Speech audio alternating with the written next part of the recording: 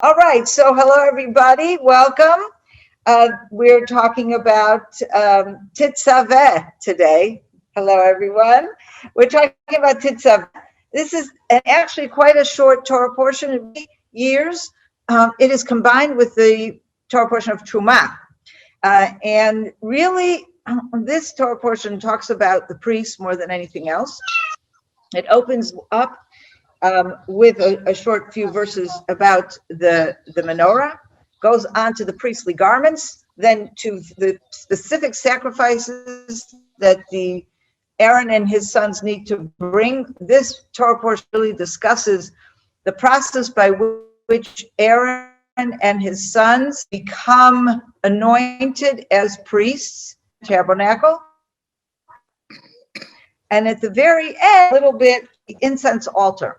Okay, so I want to actually talk about those few little bits, the little bit at the beginning and a little bit at the end, because I find it very interesting. It's kind of like a bookend. If we read the beginning, the first verses of the Torah portion, the first two verses were in chapter 27, verse 20. You shall further instruct the children of Israel to bring you clear oil of beaten olives for lighting, for kindling the lamp regularly. Aaron and his sons shall set them up at the tent of meeting outside the curtain, which is over the ark of the covenant, from evening to morning before the Lord. It shall be a law forever for the children of Israel. Okay, so what you basically have here is a commandment to it's giving a particular job to Aaron. One of the jobs that he and his sons and the priests ever after will be to light the menorah. And we're told here it needs to be of a particular pure kind of olive oil. And we also have the words here in Hebrew, it's ner tamid.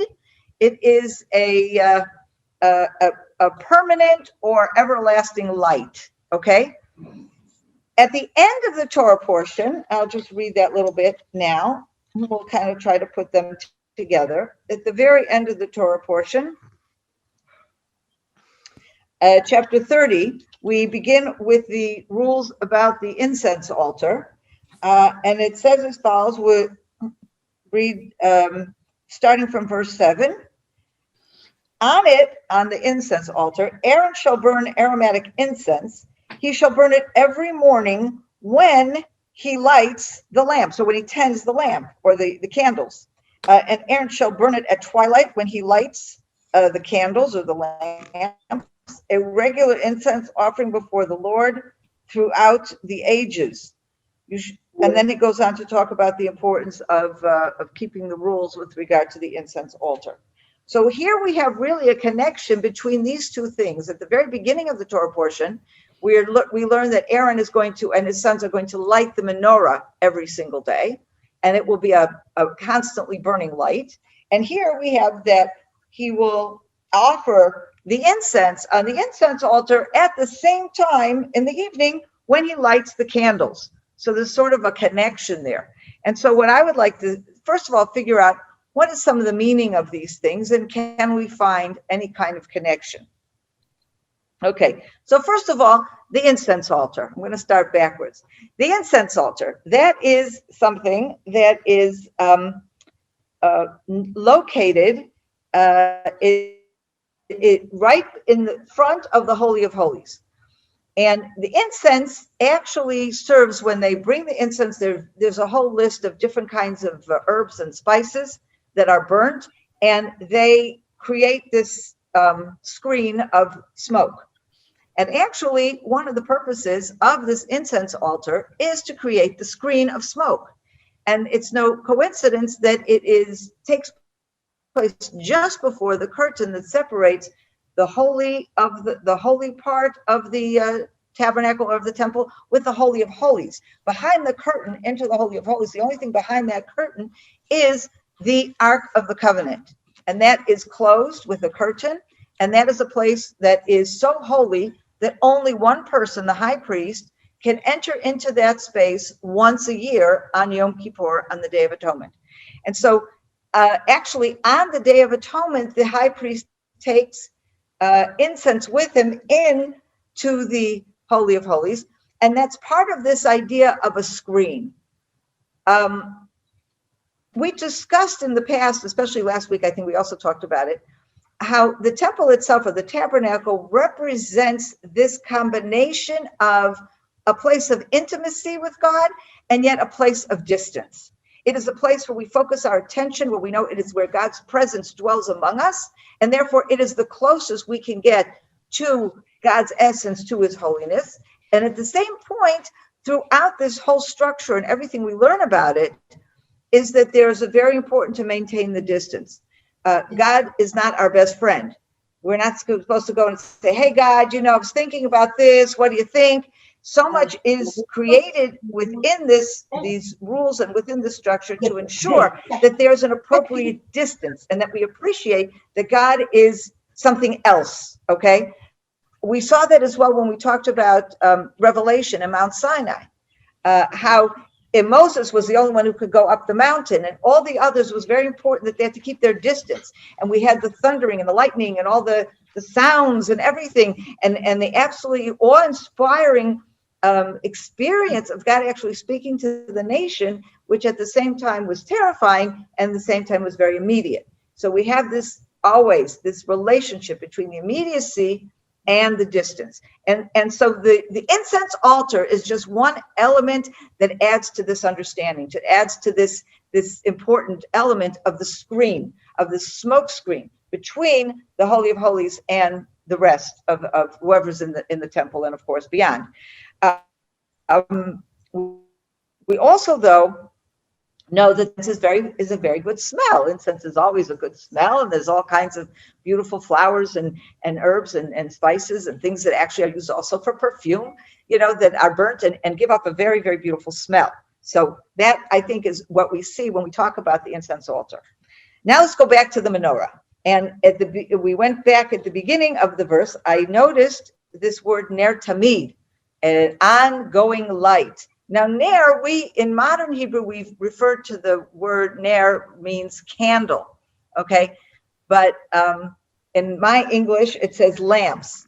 It's really neither. I'm not sure how you would describe it, but we know that the menorah had these little vessels, and in the vessels would be the oil and the wicks, okay? So it's that actual vessel, which today, if we weren't using oil, we would stick a candle in there. So very often we say candle, but of course they didn't use candles then. They used olive oil. But it's that's what they're lighting. They're lighting that thing, call it a lamp. I don't like the word lamp because I picture light bulbs, when I think of lamps. But like an oil vessel, that's what you're lighting. I'm going to call it candles just for convenience, but just to make sure you know what it really is. Okay, anyway, so when they lit the menorah, Aaron or the high priest would light the menorah every single evening, but it was very important that there was a perpetual light. They would make sure that there was one particular light that remained lit all the time, 24/7, okay? And I guess they put in more oil for that one, or they banked the wick in a particular way so that it would last longer. And then what they would do is from that light, they would light the rest of the candles. And after the rest of the candles were lit, they would then replace the wick and do what they needed to do with that one that was perpetual, make sure that was lit then from the other ones. So no one struck a match here, okay? Now, in the event that the high priest would come in the morning, now he lit the menorah at night, but he would also be coming in the morning to do his business of the day. So if he came in the morning and he saw that for some reason none of the lights of the menorah were lit, then he would take the light from the not from the incense altar, but from the regular altar, the altar where you offered the sacrifices, and there would always be burning things going on there. There was always a fire that was always stoked, and so they could always take a light from there and light the menorah. So you see here, both in practice and in the words here of ner tamid, of an ongoing perpetual light, that one of the things that the menorah is representing is light at all times, okay? So if I take both of these ideas and I put them together as something that is supposed to be very important in the tabernacle, on the one hand, I have this perpetual light coming out of the tabernacle, which I assume is supposed to say something to us about God's light. about the essence of his presence, that it shines a light upon us, a light of wisdom, a light of joy, a light of understanding. Okay. And at the same time, we have this incense, which is the distance, the fragrance, the beautiful fragrance, and yet the distance. Now, when we think about a menorah, I don't know about you, but one of the things that comes to mind to me right away is the holiday of Hanukkah.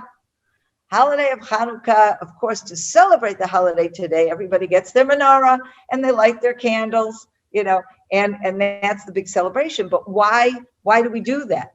So Hanukkah really celebrates a holiday, a miracle that took place many years after the initial commandment to build the tabernacle. It took place towards the end of the Second Temple period, about 150 years before the Common Era, if I'm not mistaken. And there was a terrible time. The Syrian Greeks had controlled all of, I know you might think we're now about to celebrate Purim. Why is she talking about Hanukkah? Well, we're reading about the menorahs. We're going to talk about Hanukkah, but I did get confused. I know tonight's Purim, not Hanukkah. It's okay. Anyway, so the Syrian Greeks, of course, defiled the temple and turned it into a pagan temple, and all kinds of other decrees and oppression of the Jews at that time. And then under the leadership of the Hasmoneans and Judah the Maccabee and all those, you know, they fought valiantly against the Syrian Greeks. And there was an amazing miracle, and they won the war. One of the first things they did after capturing Jerusalem, they go into the temple and they're going to throw out the idols, and they want to clean it and purify it and return the regular holy worship. And unfortunately, there's they're looking for oil, pure oil, and we learn here from this verse it has to be, you know, very pure oil of a very certain kind, very virgin oil, and they didn't have any in the temple, and so they didn't know what to do. They knew it would take at least a week until they could get more oil, and so what they did is they lit the menorah anyway. They took all the oil and they spread it out between all 7 candles, or whatever you call it, in the menorah, and they lit them all and they hoped for the best. And the amazing miracle was oil that should really have only lasted a day, lasted an entire week.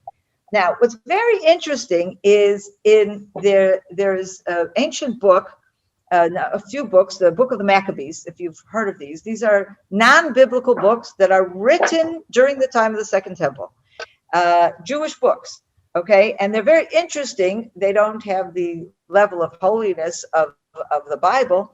They are written after the Bible, at least after the Jewish Bible, but they do have an interesting insight to us about what Jews were thinking about at the time. And of course, they tell a great deal about the story of Hanukkah and about the battles and all that stuff. And yet there's not a single mention in any of these books of the miracle of the oil. Now, today, if you ask anybody, what's the main thing you talk about in Hanukkah? What are you celebrating? You're celebrating the oil because we're lighting those menorahs. That is such a big deal, you know? And yet, there's no mention of it. And the only time we first hear about that this is the reason for Hanukkah, or one of the reasons of Hanukkah, and the reason for the lighting the menorah and everything we do, is much later. It is told in the Talmud, which is actually written few hundred years after the destruction of the Second Temple. Now, I'm not saying that the miracle of oil didn't happen or they didn't know about it. I'm talking about perception here. And I think this might give us a little bit of a clue when we read this Torah portion this week, okay? I think that the lighting of the menorah in the temple was very important. There's no question, it was very important. But I ask myself, was it that important at a time when the temple existed? Or did they perhaps take it for granted? I'll ask it a different way. The only people who saw the menorah were the priests. The average person out there never even saw the menorah. They knew it was there. They knew it was lit, but it was inside. It wasn't something that people saw. And so in a way, it came to represent something, the idea of it represented something. Well, I'm sure, by the way, that there was a practical function of that menorah, and that it actually gave light. When the priests were in there doing what they were doing, it gave them light. But the symbolic nature of it was something more that people knew and understood because they knew about it. It wasn't something they actually saw. And I would suggest that the temple itself as a whole, the whole structure, represented this presence of God and all that was encompassed in it. So you didn't necessarily focus on the particular menorah, but you may have focused on, you thought, in other words, if the candles were lit 8 days or 1 day or however many days, it was lit, it was in there somewhere. Someone was taking care of it. The priests were lighting it. It's okay. The main point after the victory of Hanukkah, that the temple went back to being a temple. It went back to functioning, okay? However, what we see after the temple is destroyed, not just that we have this additional element that is not only recorded in the Talmud, but becomes really in the way we celebrate and what our perception of Hanukkah is, because so central to the holiday. And there are many people, by the way, who talk about Hanukkah in a different way. Just as an aside, I'll add this in.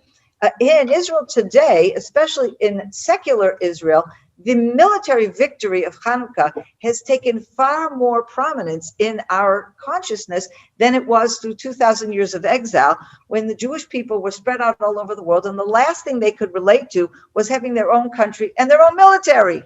So the candles became so much more important. So that's part of the changing in perception. But what I would like to talk about is this idea of ner tamid, a perpetual light. Now, if any of you have ever been in a synagogue, now, of course, all our Jewish friends that are part of this lesson today, they know this already. Every single synagogue, in front of the ark, okay, hanging in front of the ark, typically from the ceiling, is a light. And this goes back it's an ancient tradition. Today, everybody has an electric light, but ancient traditions had an oil lamp or some kind of lamp that was lit, and it was called a ner tamid, exactly the same word here that we use for the menorah. It is called a perpetual light, okay?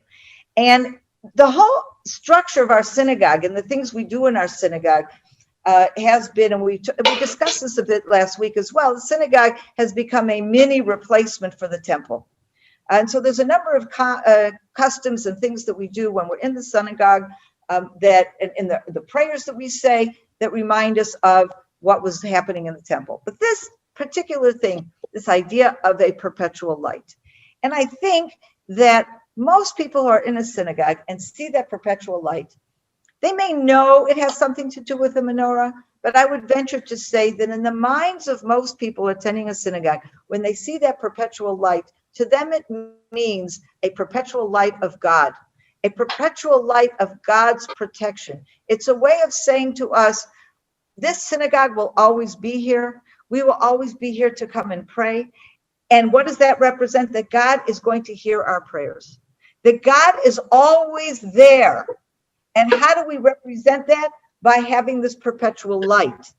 Now, another thing that's very interesting, the cover of the synagogue, the velvet or whatever, silk or whatever beautiful curtain that typically hangs in front of the ark.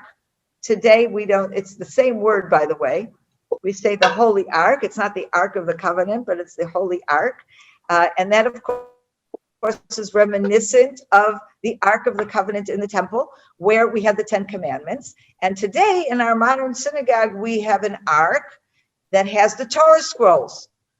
And it's also a place that's kept closed, except when you take out the Torah scrolls to actually read them.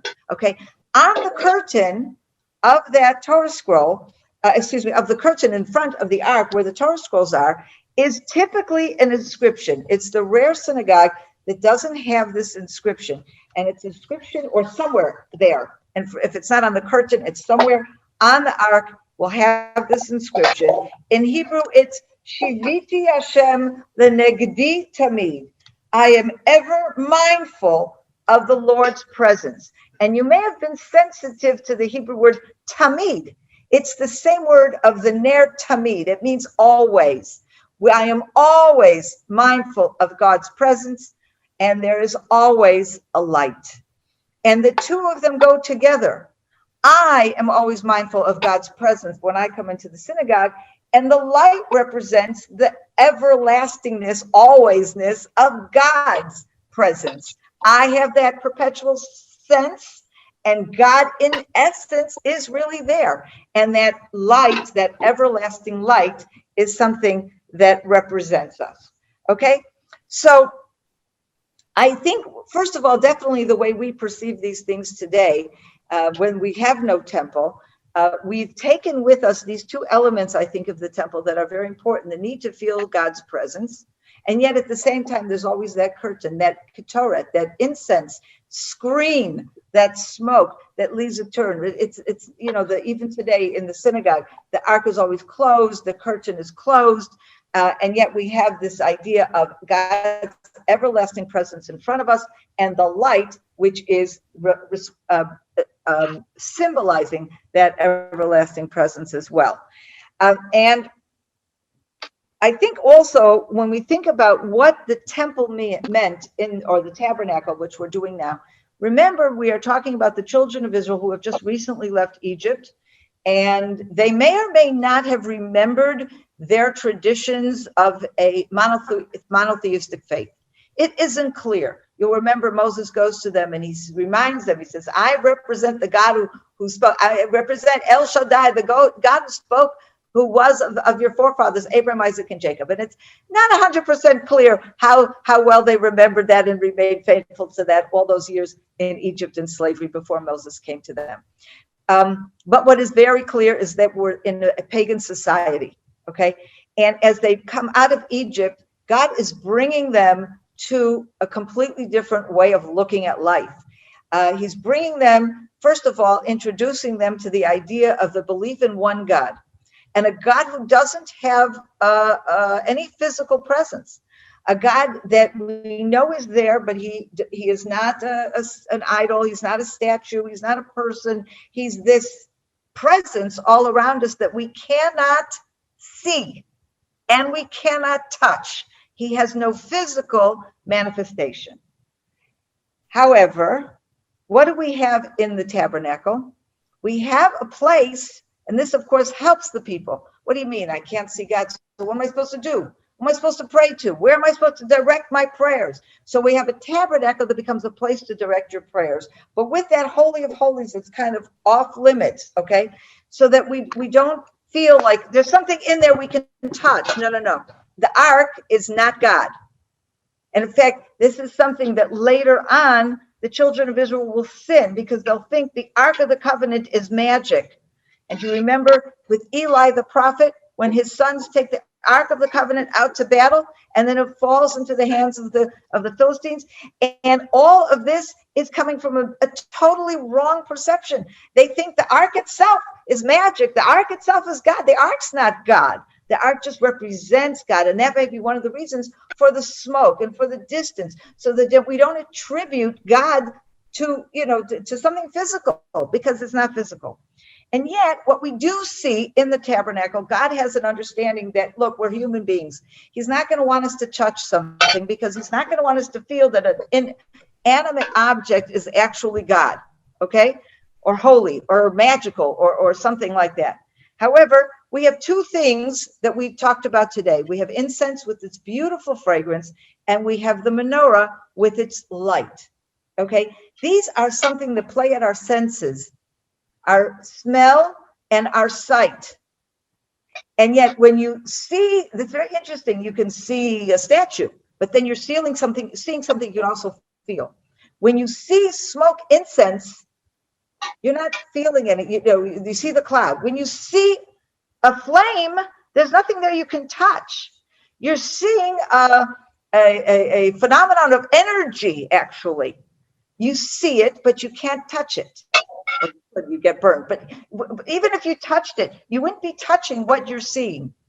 You see this gold, orangey kind of thing, and you want to touch it. You think you would feel something physical. You don't.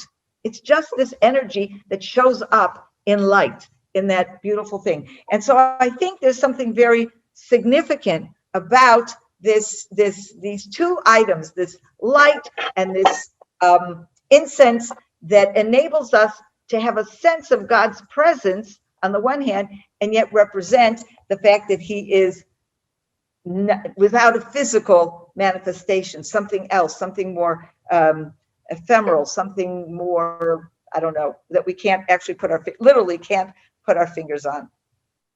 And I would just like to end with one thing that may have a particular relevance to us today, as we are involved in this pandemic that we are all facing in one way or the other, everywhere we are. There's this a mystical tradition that you can do with it what you want, a mystical tradition that talks about the incense having the ability to stop a plague. Now, forget, whether they used it in other times for different things, I have no idea, but it does have a very strong biblical source. And that is in the book of Numbers, chapter 17, after the rebellion of Korach. And there was a huge rebellion that Moses was dealing with, if you remember all the story there. And what do we have? This is in Numbers chapter 17, verse 11. Then Moses said to Aaron, take the fire pan and put on it fire from the altar. Add incense and take it quickly to the community and make expiation for them. For wrath has gone forth from the Lord. The plague has begun. Aaron took it as Moses had ordered and ran to the midst of the congregation where the plague had begun among the people. He put on the incense and made expiation for the people. He stood between the dead and the living until the plague was checked. So here we have this idea that the incense itself was some vehicle that God used in order to stop the plague. And do with that what you want. I take from that some beautiful thoughts. A beautiful fragrance that can overpower whatever bad, evil illness has a bad smell. Okay, it is to overcome that illness. Okay, but it also reminds us of God's presence. This beautiful fragrance is something that we should take into us and absorb and understand. God's presence should be felt to us as a pleasant fragrance that is just there amongst us. We can't touch it, we can't feel it, but we sense it with one of our most important senses, our sense of smell. Anyway, the incense in that sense is life. It represents God, but it also represents life, the stopping of the plague. So that's what I had to say for today. And you can unmute yourselves if you have anything to say. I'd love to hear it. That was a good correlation, Sondra, about the light with the sense, two senses. I'd never thought of it that way. Thank you for sharing that with us. You're welcome. You're welcome. Thank you. I enjoy, this is Maria speaking from Guatemala. So I enjoy very much that verse. I don't know exactly where in the Bible is, but I know the word. It says, make these prayers be set before you like incense. Ooh, go find it and send it to me. And the lifting of my arms as an evening sacrifice. Beautiful. What is it I believe it is, I will Google it and Google send it it over and send me an email. I'd love to see that. I'd like to know too. Yeah. Yeah. We sing it. I also burn when I pray to God, because I have my little corner, where I communicate with God. So I, once in a while, when I feel the spirit moving, I'd like to put a little bit of incense and just bring that to life, So to me, that's important. It's a sort of show and tell kind of thing, not, yeah. Okay. That's great. Thank you for sharing that, Maria. I'm Ruchama. Yes, what did you want to say? I just wanted to mention something interesting to me, that we would never know exactly how the menorah looks if we don't have the Titus ark, because right there is really a picture when they took the menorah, and this is really how it looks like. It's true. It's true. Although we have descriptions here in these I know chapters that we're doing now in yes. Exodus, but No. you're right. This puts the description into something physical. Right. You can see it. And this also was very interesting that there are found in Israel and a number of places like doorposts and overhangs with inscriptions of a menorah. So clearly it was an important symbol. But here you see it, Right, right. Absolutely. Yes, Tom, you wanted to say something. The correlation between prayer and incense is in Psalms 141, verse 2. Yeah. Let my Yes, prayer be thank set you. forth before thee as incense, and the lifting up of my hands as the evening sacrifice. Isn't that beautiful? Excellent. Yeah, That's it. Isn't that Okay, beautiful. Thank you. That's great. Can I ask a question, Sarah? Sondra? Sure. What was the word for lamp again in Hebrew? The Nerot. Ner. Does it start with the letter Nun? Nun. That's right. It's like N-E-R. Ner. Letter I was Nun, right. thinking, of Psalm 119, how each stanza speaks for a letter. Right. And for the letter Nun is Yes. what was it, 119, 105 to 112. Yeah. It And I starts thought, with Ner. The first word is Ner. yeah, so I thought that talked about the letter Nun, Yeah. the stanza there about the word being a lamp unto our feet, a light unto our Right. path. Right. But there it's not specifically talking about the menorah. That's just any kind of light, candle, lamp, whatever. Yeah, no, I was just thinking about the word of God, just being. Oh, yeah, that is beautiful. That is beautiful. Yes. Good. All right. Anyway, wonderful to see you all. And yes, somebody else had something? Yes. Sondra, was Purim coming tonight? You got your costume ready? Oh, I'm so bad at costumes. I put it off and put it off. And I mean, all my grandchildren have their costumes because my daughters-in-law order them from China, 4 months in advance. Oh. And they have Superman and they have Spider-Man and there's a ninja and I don't remember a cat, a mouse, whatever. And No, Grogners? don't biblical. When I was growing up in Cleveland, everybody dressed up as either Queen Esther, Mordecai, or Haman. Yeah, yeah. That's it. Yeah. And then you come to Israel and everybody is, all this other stuff. I usually just put a silly hat on and I just say, I'm Sondra Baras in a silly hat. Yeah. Do the children have their groggers? Wish we could see your hat. Hug Sameach. Hug Sameach. Thank you Sondra? to you all. We'll see you next week. Yeah, Next week we'll be back in our regular time. Thank you. Okay. Sandra? Okay. I hope you enjoyed that video, and we'd like to be sure you're getting all of our video content. So just click on the subscribe button below as well as on the notification bell, and that way you will have easy access to all our material. We look forward to staying in touch with you. God bless you and have a wonderful day.